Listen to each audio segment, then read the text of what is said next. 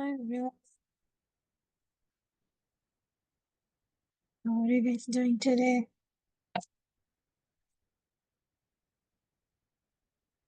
Can you guys hear me? Yes. Okay, thank you. Yeah, so I was planning to do 7.2, and then I came up with an idea. I asked the department about the final exam, and they told me, well, I'm going to make my final. So I was thinking, well, since I'm going to make my own final, so why not do the review today? So you have 1 week time to prepare yourself for the final. And then 7.2, we'll see. Should we cover it or should we skip it? Since I'm making the final, so we don't have the rush to finish the syllabus. The syllabus is on me. Okay. So we are going to do a review today. Basically, I'm going to just tell you what will be in the exam. And if you think you need to jog your memory on any topic, then I'll discuss those. And then on Monday, we are going to do 7.2 briefly. And based on your performance, I will decide whether should I put this in the final or just skip at all. I mean, skip totally, not have it in the exam at all. What do you think? How is my idea? Okay, good. Good. Great. Thank you for your feedback. So, I have my own final going on, so I'm very stressed. Today, my computer wasn't even turning on. For my morning class, I had to use someone's desktop to do a class where I couldn't even write anything with the mouse. It was horrible. And it took me 2 hours just to turn it on. Since I'm not even sure what will happen to my computer later, so I'm very scared of turning it off. So I don't know what will happen. If my computer gives me same problem again on Monday, then I'll just email you guys that we're not gonna have a class. I mean, yeah, without my computer, basically I'm nothing. So since we are going to do a review today anyway, so even if we don't have a class on Monday, I don't think we have a problem. So I'll tell you that on Monday. Okay, Monday. So you send me email with your email which you have in your phone, right? So if my computer doesn't turn on and if I can't get it fixed, then I'll simply email you that no class. So check your phone on Monday before you start your journey to come to Hunter. Okay. Okay. Today I had a very bad day, so I don't want to keep telling you about my bad day. Let's start the review. I didn't make the exam yet, but I'm planning to have the exam based on the reviews I gave you for your in-class exams. So I'm pretty sure most of you already forgot everything from exam 1. So I'm going to cover a little bit of materials on exam 1. Exam 1, we had so many things. So what I'm planning to give on from this review is few types of limits. So we had how many? 6 steps of limit. In the 6 steps of limit, you can skip. Oh, let me make it bigger so you can see. Well, so first of all, what it says, and if I left to right, set the limit from graph. Okay, sketch a graph. Why is the graph continuous but not differentiable? Here. So why a graph is continuous but not differentiable? Do you guys remember? Why a graph is continuous but not differentiable? Good job, Sanzim. At sharp corners. And where a graph is not continuous.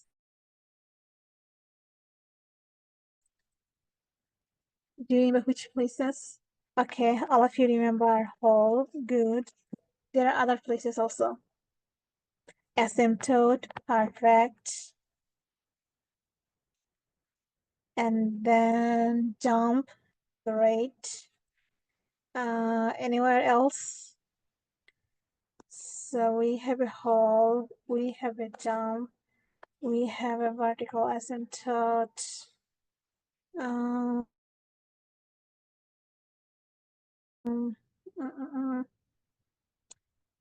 I don't remember any other places. So I remember 4 places, but how come I don't remember the other one? Hole, jump, asymptote. Can you think of anything else? Why do I feel like there are 4 places? Oh, 4 places for not differentiable. So a function is not differentiable where it's not continuous. So definitely at these 3 places. So vertical asymptote is here. At these 3 places plus at the sharp corner. Straight line actually is continuous. A line is continuous. And a line is also differentiable. The derivative of this line is 0. So obviously we can find the derivative.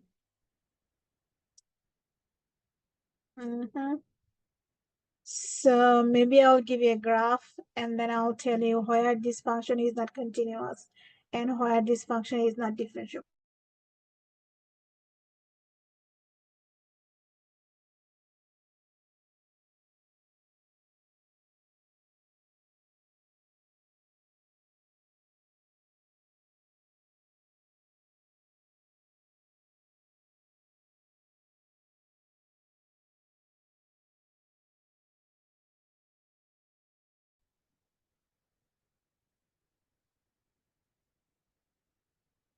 Oh man. I was talking and suddenly there was no sound. I was like, oh wow. Okay, so you can skip domain this thing and then first limit because it's easy. Then we have second type of limit, number over 0.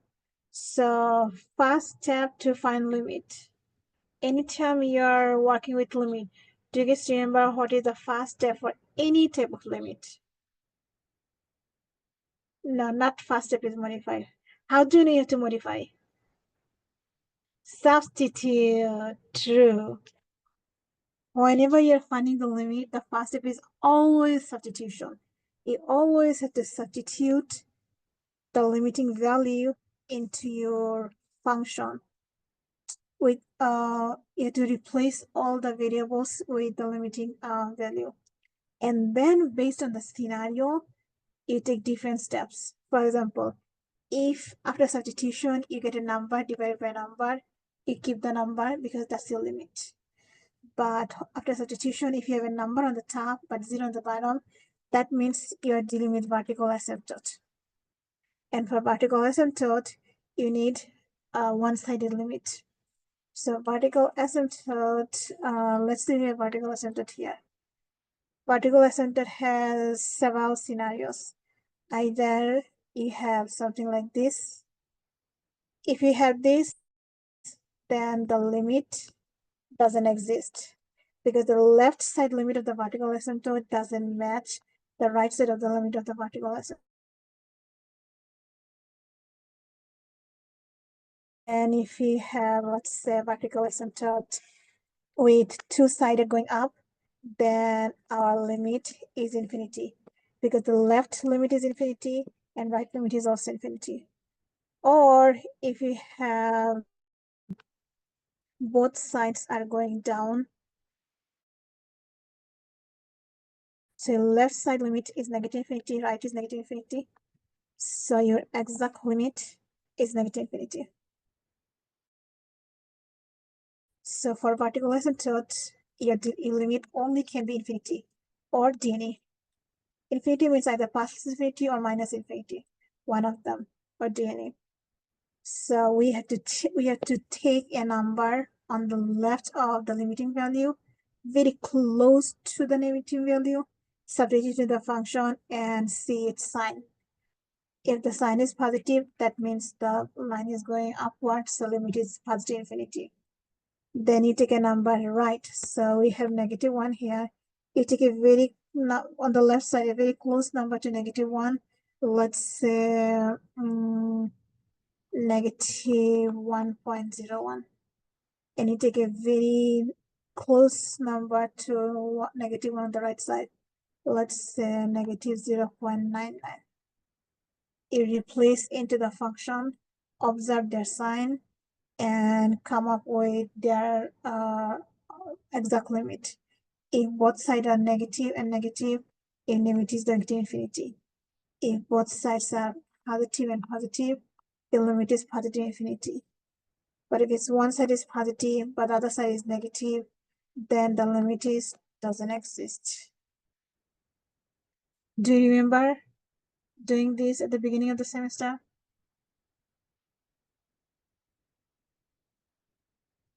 Yes? Good. So there will be one question like this. No, we get vertical asymptote because our denominator is 0, but numerator is not 0. That's why we have vertical asymptote. And for vertical asymptote, we do not modify. Even we modify, if you have a vertical asymptote, you cannot modify your function to remove the vertical asymptote. But if you have a hole in your function, you can modify and then you can remove the hole. For example, in this case, 0/0. When you have a 0/0, that means you have a removable discontinuity. It could be a hole, it could be something that you can remove. So we modify and then we substitute to get something that is real, not something doesn't exist. If you get DNA, does it always mean there's a vertical asymptote? DNA has nothing to do with the vertical asymptote. DNA is related to a one-sided limit. If the limit of both sides are not same, the limit doesn't exist. It doesn't matter whether you are testing the vertical asymptote or testing a point. The rule is same for everything. If the left side limit and the right side limit are not same, the limit doesn't exist. Is it clear, Ella?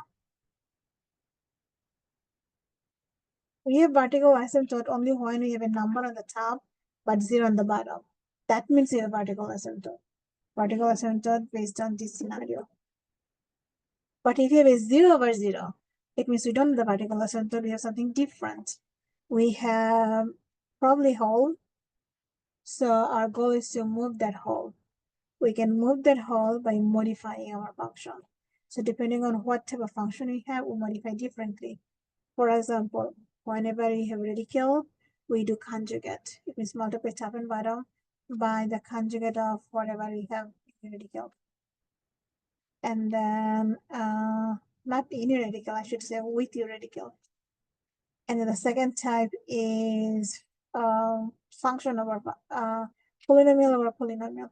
If we have that, we can modify by factoring. We factor top and bottom, we cancel whatever caused the problem, and then we rewrite without the problem, and we resubstitute. We'll get a number. Usually we get a number. If we still get something DNA, that means two things. Either you did something wrong in a calculation, or the limit actually really doesn't exist. Then we have limit for piecewise function, but I'd like to skip that. Then we are going to infinite limit.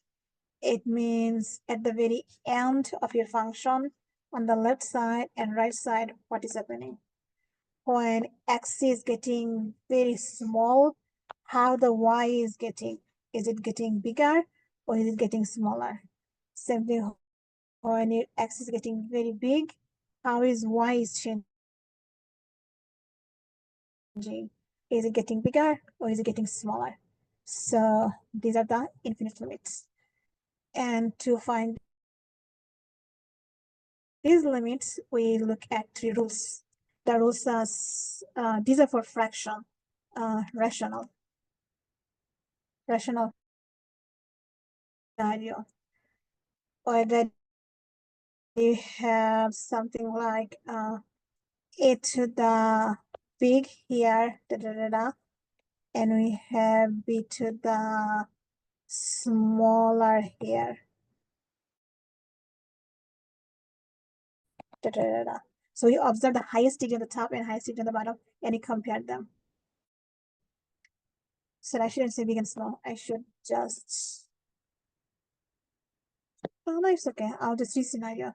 So if you have big here and small here, your limit is either positive infinity doesn't exist. Okay. What? Not doesn't exist. Either positive infinity or negative infinity.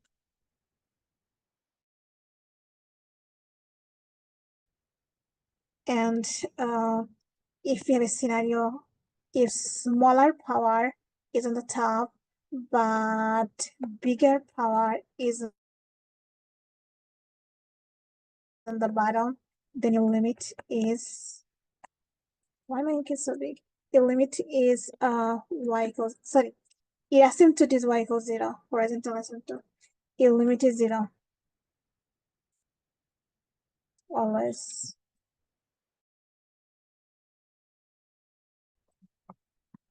Let me make it smaller, it's too big, too thicker.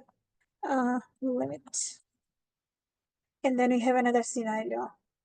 We have a over b x to the same power.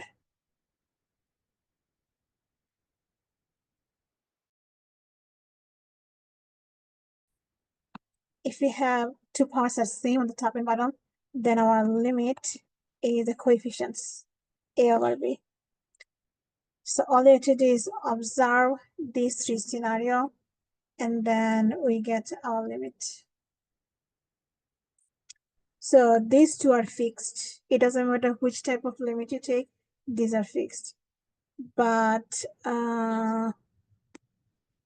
this one, we have to replace the limit after we take the biggest power from the top and bottom, and then we have to sign positive or negative. If you have positive sign, the limit is positive infinity. If you have a negative sign, the limit is negative infinity. For example, here, this one, we have highest degree on the top, lowest degree on the bottom. So when you simplify this, we have negative 3 over 4 x to the 3. Now negative infinity we replace here, so we get negative 3 over 4 negative infinity. And negative infinity turns into positive infinity. So the limit for this question is positive infinity. So for bigger numerator, you have to replace infinity and then see what do you have. But for the other two, limit is fixed. And then we have the last type, trig limits. So for trig limits, you always have to modify and then resubstitute. So if you substitute here, we have 0/0. It means you have to modify. And then same thing here. If you do that, we have 0/0. So for now, it doesn't exist. And based on what type of function you have, you modify differently. For example, here we have tangent, but you have sine.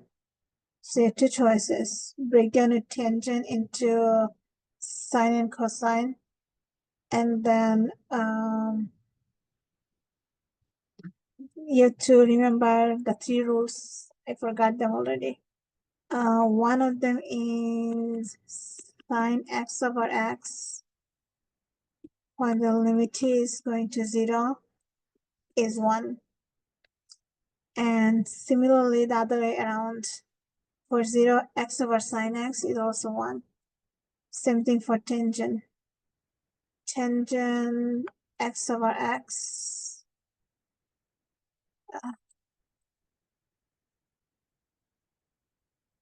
limit x goes to 0, tangent x/x is also 1. And also the other way around is true. X/tangent x is 1. However, for cosine, it's not true. For cosine, if we have x goes to 0 of cosine x/x, the limit doesn't exist. But if you do the other way around, x goes to 0, x over cosine x, the limit is 0. So I don't remember which day we did it, but it's on the trig limit.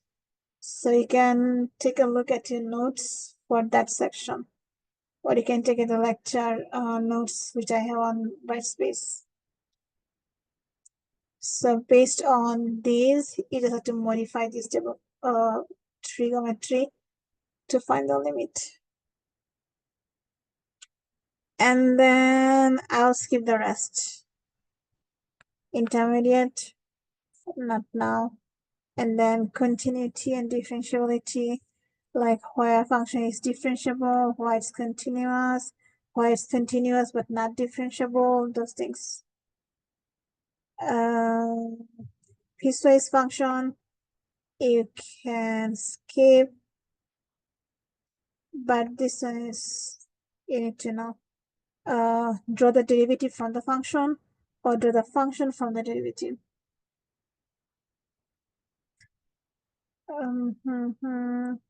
Then we have derivatives. For derivatives, there are 5 types of derivative. One is power rule. Like power comes to the front, power -1. So there will be one question on that. Then second question is product rule. Then we have quotient rule. Then we have chain rule. And then we have the 5th type. Did I say 6th or 5th? It should be 5th. The 5th type is trig. So I'll give one question from each, or I may combine these to one and then one trig, depending on the space, how much space I have. Okay, I could give you 4 smaller one, or I could give you one big one.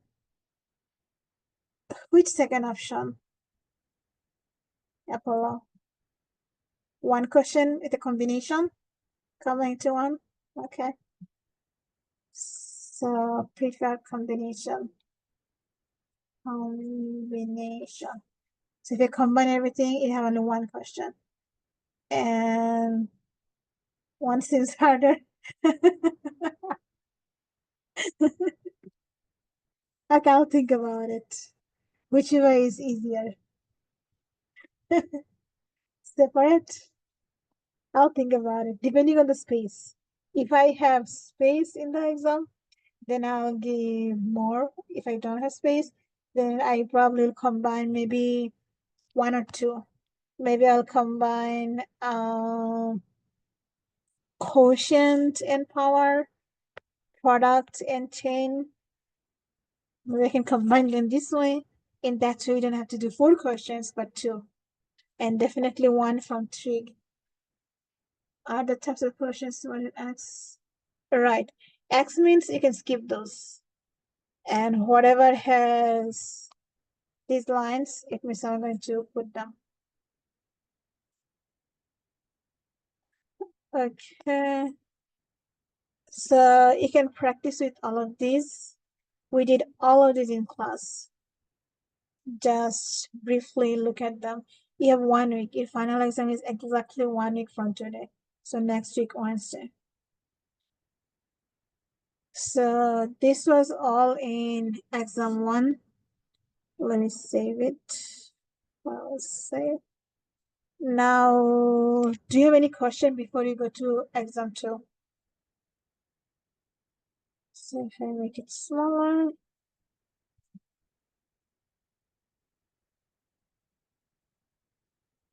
It looks so bad.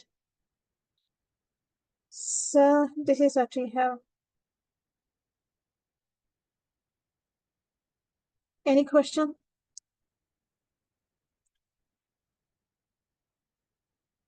Okay. The department final, they put 25 questions, 24 to 25 questions. But for my case, I don't have time to grade 24, 25 questions. So I want to limit it to like my in-class exam. Whatever length we have in the in-class exam, I want to make the exam with the same length. I didn't make it yet, so I cannot tell you exactly how many, but it will be just like in-class exam. And it will be a combination of everything instead of just a small portion. Now, exam 2 review. In exam 2, we talked about derivatives. So, you can ignore 1 and 2. For the picture, it says find Dirac values where the graph is not differentiable but continuous. And continuous, not differentiable, and then continuous but not differentiable. And then I'll ask about continuous. So where the graph is not continuous, where the graph is not differentiable, and where the graph is continuous but not differentiable. For example, it's not continuous here, continuous but not differentiable there. It's not continuous here, here, yeah, only these 2 places. And it's why it's not continuous, obviously it's not differentiable. And there's only 1 place where it's continuous but not differentiable.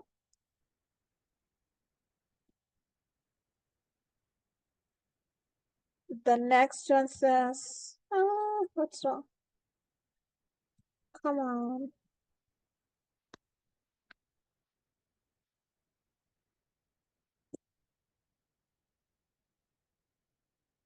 My touch is not working. Oh, okay. What?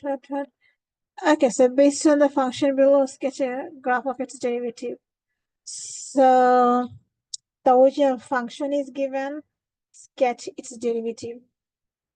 Let me try one. I kind of forgot. When we have a vertical, so a horizontal tangent line, it means our tangent line is 0. Sorry, our slope of the tangent line is 0, means derivative is 0. So here we are starting from 0. So before 0, between 0 and 1, our graph is decreasing. That means our what the derivative is negative. So f prime is negative here, f prime is 0 here, in here it's positive, in here it's 0, here it's negative going down, here it's positive going up. So every time it's negative, it's below the x-axis. Every time it's positive, it's above the x-axis.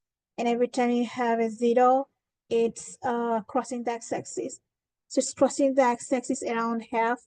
So let's say this is half. It will cross here. Also, it has 0 here, 1.5. So let's say this is 1.5. It's crossing here again. And then we have another one is here, 2, 3. So let's say this is 3. So we have another crossing here. So you have 3 maximum minimum. That means you're crossing the x-intercept twice for f prime. First part is negative, so here. Second part is positive, so from here to here is positive.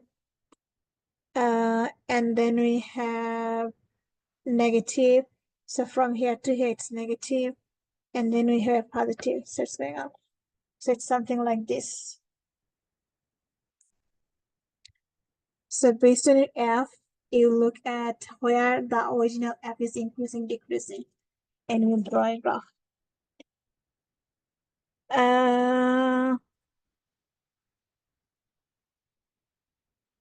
And also you have to know the other way around. From the derivative, how do you find the original graph? So this one, I'm so sleepy.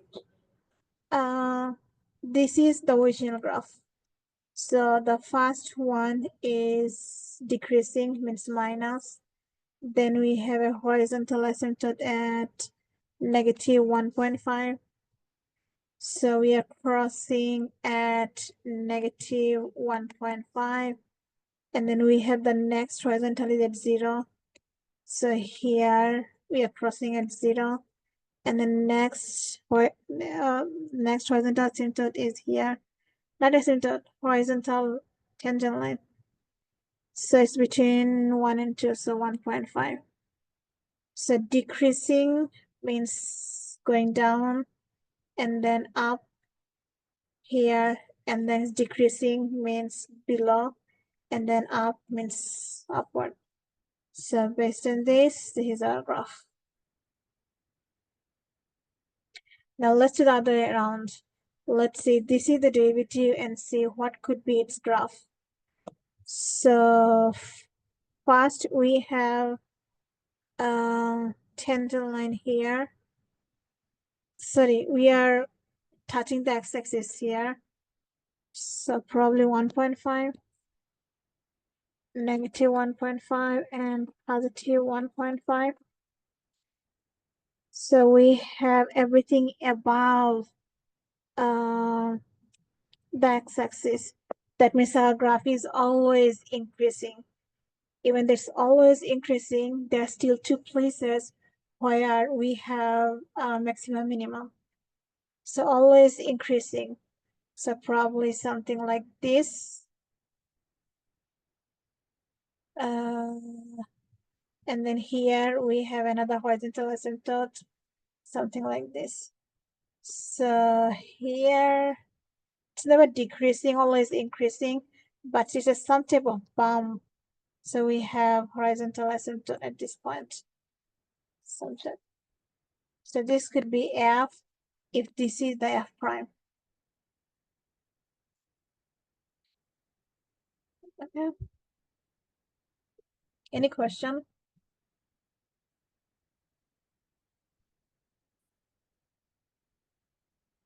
So, oh, that's why I said 6th type. Now I remember.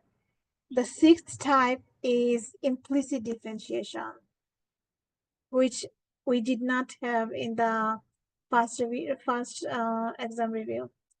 So in second exam review, we have the implicit. So we have total 5 types of derivative. We expect to see 3 questions, at least 3 to 4 questions from all of these. So for implicit, now it's time to write the indication for x also. So not x, for y. So all this time, when you took the derivative, or not here, in the first exam review, if you had y equals x squared, we said y prime equals 2x. But now we don't have the function in terms of y. So we have to indicate that specifically that derivative of y is the y prime. So if you take the derivative of y, you have to write y prime. Anytime you take the derivative of y, you must write y prime. And you bring all the y prime together, one side, solve for the y prime, and then you have whatever on the other side, that's your y prime or derivative. One thing you must remember is that anytime you have two functions together, you have to use product rule. For example, here, product rule, here, product rule. But for 3y or 4y square, you don't have to use product rule because 3, 4, these are numbers, coefficients. For coefficients, we leave them alone. But for two functions, you have to use product rule. Equation of the tangent line. I forgot to mark that. So equation of the tangent line with any type of derivative from the 6th type. Any type of derivative, you're going to find equation of the tangent line, one question, and there will be one question about horizontal tangent line. Horizontal tangent line. Where the graph is tangent line. Where this graph has a horizontal tangent line. So for horizontal tangent line, you set the derivative equals 0 and you solve for x. And for equation of the tangent line, equation of the tangent line is y minus y1 equals slope x minus x1. Now this equation becomes y minus f of a slope at a and then x minus a. What is a? A is your first number. So x is here, y is there. Or you can actually keep this. You look at this, the only difference you can make is instead of m, you can write derivative at x1. We use this for linearization, which I'm not planning to give in this exam. So instead of linearization, we can find equation of the tangent line. If the y is given, then you have both x1 and y1. But if the y is not given, all you have to do is, by first step, is find the y1 for the given x1. And then find the derivative, substitute all the x in the derivative with your x. You find your slope. And then write everything in this format.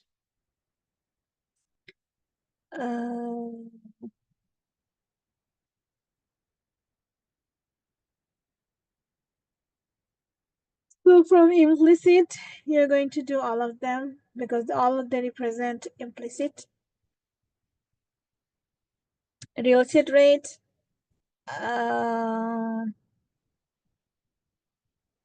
What do you think?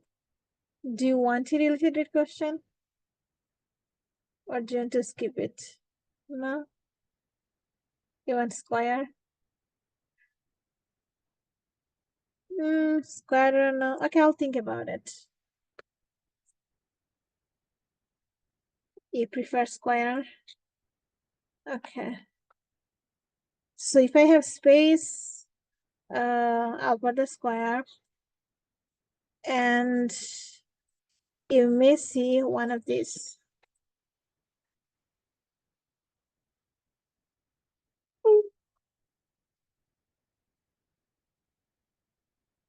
Linearization. I'm planning to skip. Really, last class I told you. How come we didn't hear? Remember I said I have an exam. I have my final exam, so I have to do the class online. Sorry about that if we didn't listen. So I'm planning to skip the linearization, but I may give something from differential.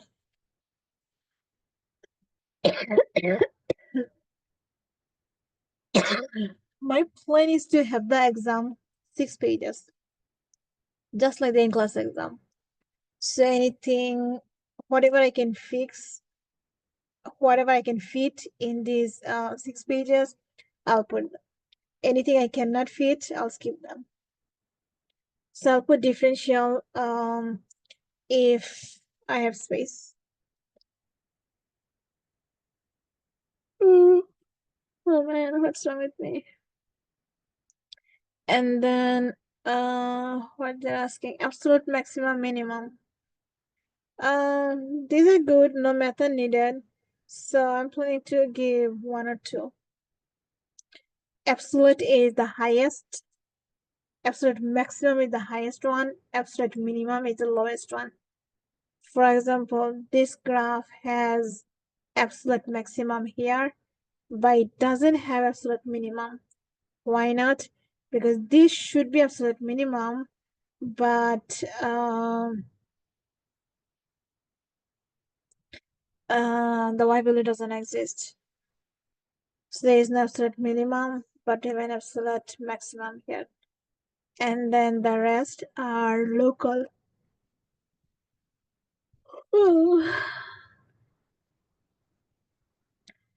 These two are actually same type. So I'm planning to give this one.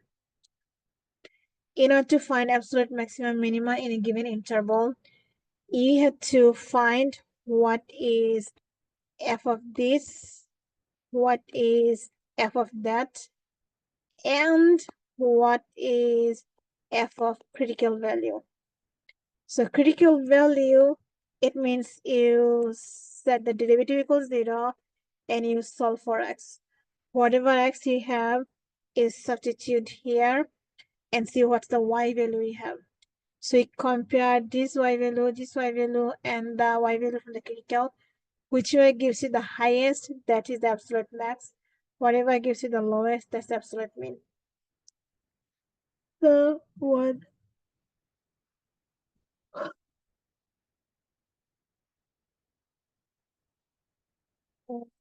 Mean value theorem.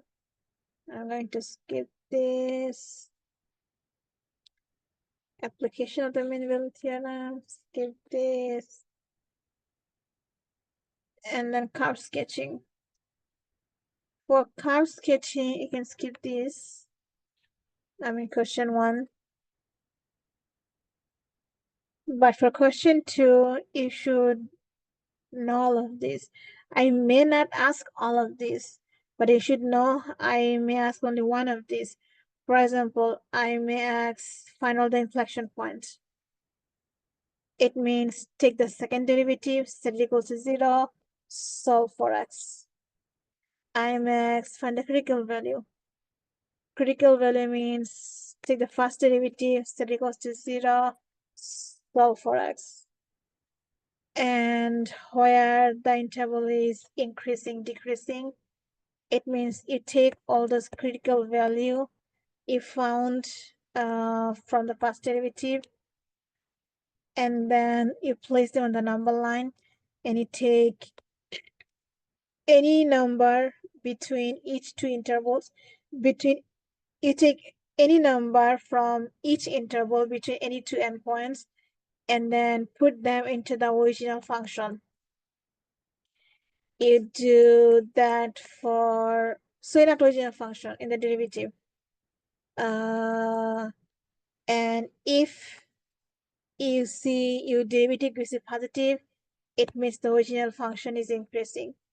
If you see the derivative gives you negative, it means the original function is decreasing. And same thing, if you see it's positive, the original function is increasing. So you see we have a f that has this shape. So from this shape, you can already tell we have a max here and we have a mean here at those critical values. So where the function is increasing, where it's decreasing, where we have maximum, minimum. These are local, not absolute. Concave up and down, they do the same thing, but with the second derivative. Let's say this is star. So you you place all these second derivative into the number line, and then you do the same thing. Pick a number, any number between any two endpoints in each interval, and substitute into the second derivative. If the second derivative is positive, you have function concave upward. If the second derivative is negative, your function is concave downward. If it's positive, concave upward. So, yeah. X and Y intercept. Oh man. X and Y intercept. This is baby stuff. So I think I should know. Vertical asymptote. To find the vertical asymptote is set the simplified denominator equals 0 and you solve for x. For the horizontal asymptote, it's the three rule I mentioned. X to the big, x to the small, and then depending on what they have, if we have big here, there is no horizontal asymptote. If we have small on the top, then your horizontal asymptote is y equals 0. And if the power are same on the top and bottom, then your horizontal asymptote is y equals the coefficients. 3 scenario. So I will not ask all of these. I'll ask one or two from this list with any example. With this, we are done with exam 2. Any question?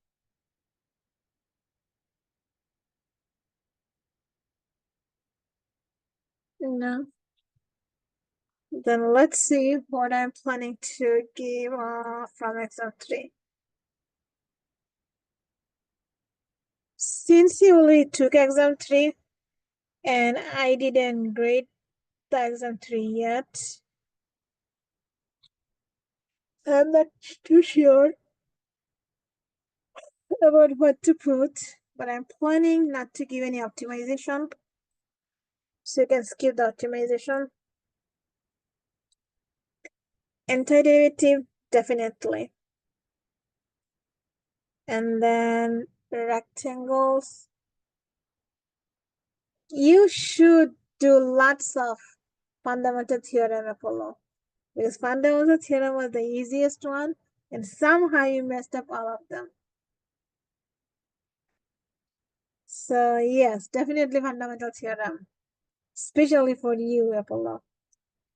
I'm going to skip the area under the curve, the triangle one. However, uh,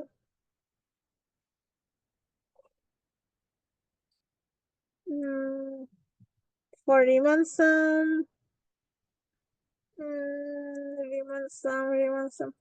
It just took the exam on Riemann sum, so let me skip the Riemann sum for now.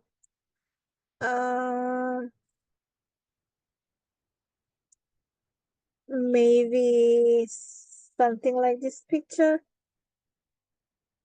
In the last exam, I gave you choice but probably in the next exam I will not give you a choice. 5, 6, 7. Yeah, 5, 6, 7, 8, 9. So 5, 6, 7, 8, 9. These are not any math question. These are just rules question. So I noticed many of you have no idea about this. In the exam, I put secant. Here I have cosine. So the thing here is that you actually don't have to find any area. All you needed to do was figure out that cosine is an even function. So for even function, whatever area you have from -1 to 0, you have the same area from 0 to 1. So if this area is x, this area is -x. So this area is positive x, these are even, not odd. This area is x. So if 0 to, if -1 to 1 is 2x, then only from 0 to 1 is half of that. So here it says c, so it's half of c.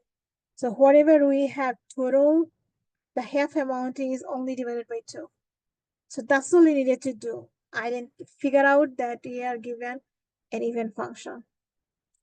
But many of you are trying to do the math and then you forgot what to do.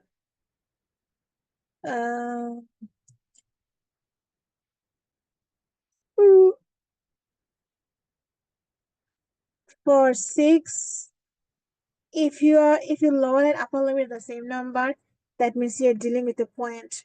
An area under the point is nothing, 0. So the answer is 0. For B, it says 1 to 5. This amount is 12. And 4 to 5, this amount is 2. Then how much is 1 to 4? Well, it's 12 minus 2, 10. That's all. The next one is saying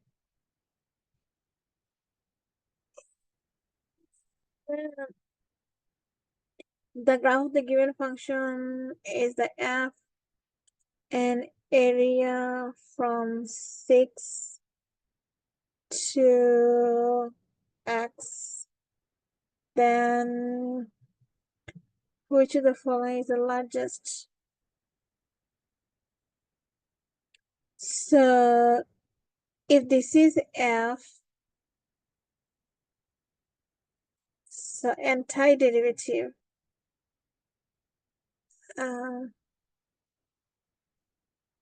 so this portion is going down, so it's decreasing, and no wait, so this portion is, and let me see, f derivative and anti.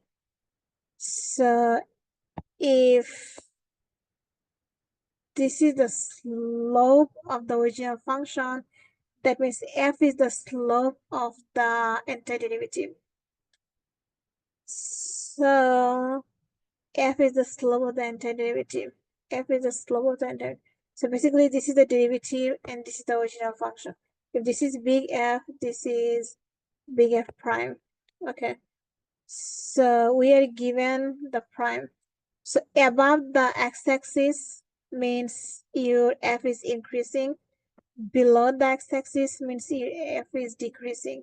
So we have a maximum where we are crossing the x-axis, where we have a 0. So your maximum here at f of 6. Did you guys understand what I did?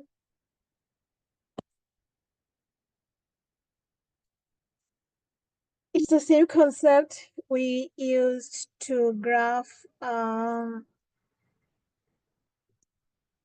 here. Where? Here. So, oops. If original f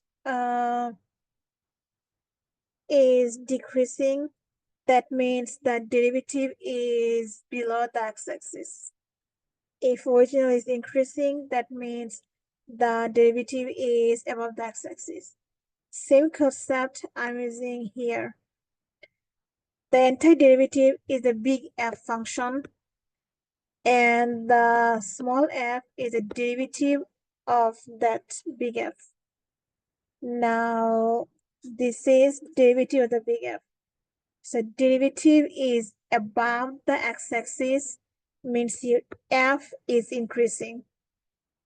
And then derivative is 0, means you have maximum or minimum. And then the derivative is below the x-axis, means your f is decreasing. So this shape is already telling us that we have a maximum while we are crossing the x-axis. So answer is above 6.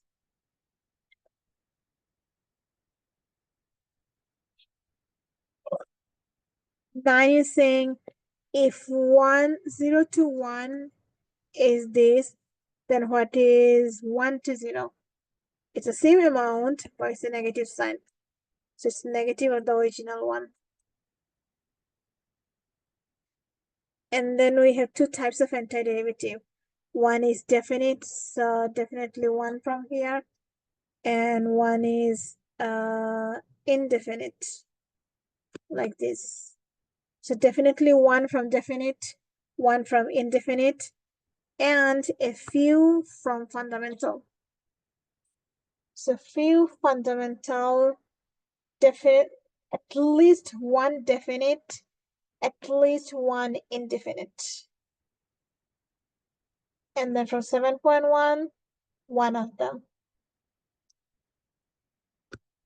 One from this type.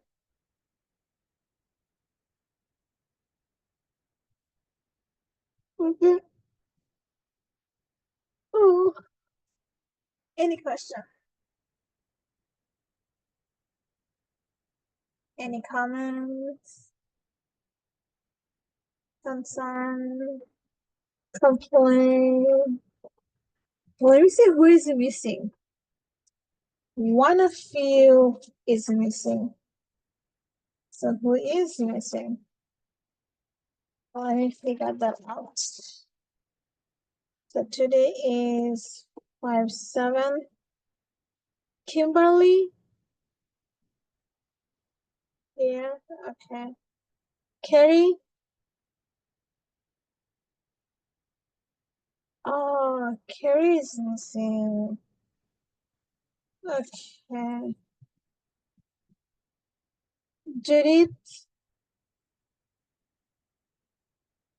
Yeah. Matt? Here. Yeah. Ziad?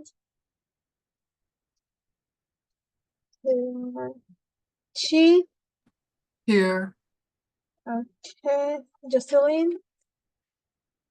Here. Great. Lucas?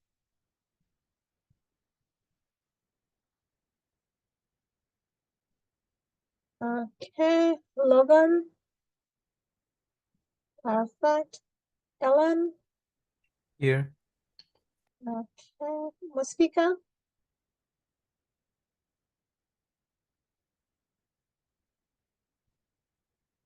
Nicholas is here. Sanzim? Here. Shian?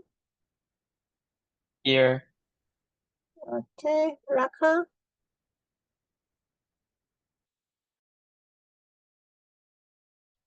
Great. Ella?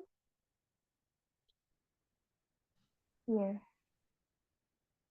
Okay. Apple is here and Andy. Okay, Nicholas, no problem.